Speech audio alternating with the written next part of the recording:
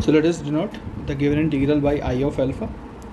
Now if we differentiate this integral with respect to alpha, because this side when integrated, since the variable of integration is x, so it will be some function of alpha only. So I can differentiate it by using the Leibniz rule, which allows us to differentiate under the integral sign. So we will write di over d alpha equals to integral 0 to pi by 2, and then I'll differentiate this log function because it has got a cos alpha in it. So we will get 1 plus cos alpha times of cos x, and then I'll differentiate cos alpha times of cos x, so we'll get minus sin alpha times cos x dx, and we were already having a cos x in the denominator, so this cos x and this cos x will cancel out, and eventually we'll get minus sin alpha integral 0 to pi by 2 dx over 1 plus cos alpha times of cos x. Now after this stage, we'll make use of the universal substitution. So we can put tan x by 2 equals to t. So we will get dx equals to 2 dt over 1 plus t square. And in place of cos x, we can put 1 minus t square over 1 plus t square. So if I do all the substitutions, and we also need to change the limits. So when I put t equals to 0, so we'll get this, when we put x equals to 0, we get t value as 0 when x is 0, and when I put x equals to pi by 2, so I'll have t value as 1 because tan pi by 4 will be equal to 1. So now I can write down di over d alpha equals to integral 0 to 1 minus sin alpha times 2 dt over, and then 1 plus 1 minus t square times cos alpha over 1 plus t square times 1 plus t square, which we'll get because of this 2 dt by 1 plus t square because of this substitution. So now we have got everything in place, so we will write di over d alpha equals to integral 0 to 1 minus 2 sin alpha dt. This 1 plus t square will cancel with this, we'll take the LCM and all. So we will get one term as 1 plus cos alpha plus 1 minus cos alpha times of t square.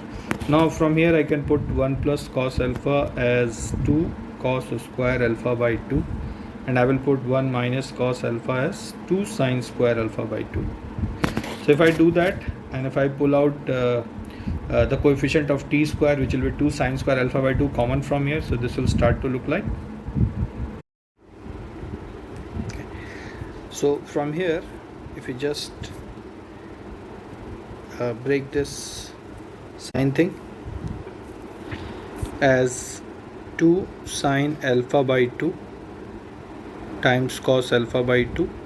So 1 sin alpha will get cancelled with this, so eventually we'll have, and also 1 2 will get cancelled with this, but 1 2 will be generated by breaking this sin alpha as 2 sin alpha by 2 into cos alpha by 2.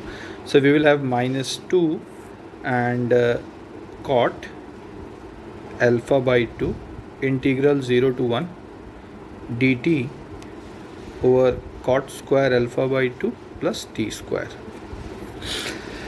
So now we can make use of the formula for the integral of this, which is a square plus t square.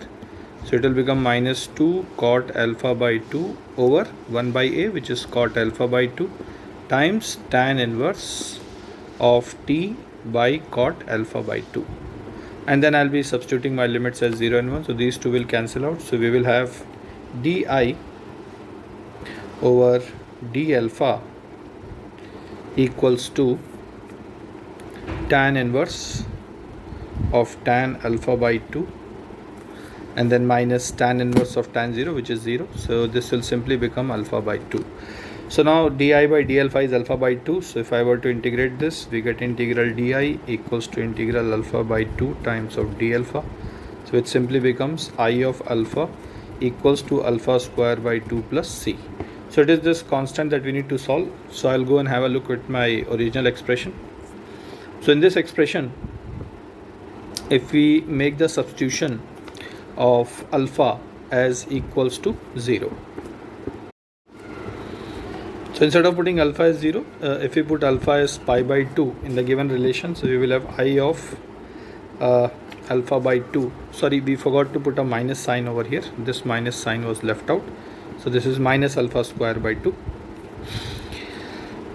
Or rather it will become minus alpha square by 4 because you're already having 2 over here. So alpha d alpha will give me 1 alpha square by 2. So this becomes minus alpha square by 4 plus c. Now in the original expression, if I put alpha as pi by 2, so this thing will become 0.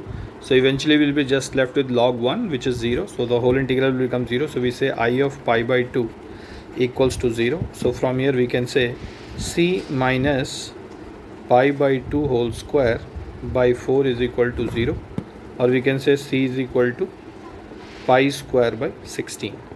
So I'll just substitute this value and we will get I of alpha equals to pi square by 16 minus alpha square by 4, which becomes 1 by 4 pi square by 4 minus alpha square. So this is the result that we wanted to prove in this problem, and we have shown this like this.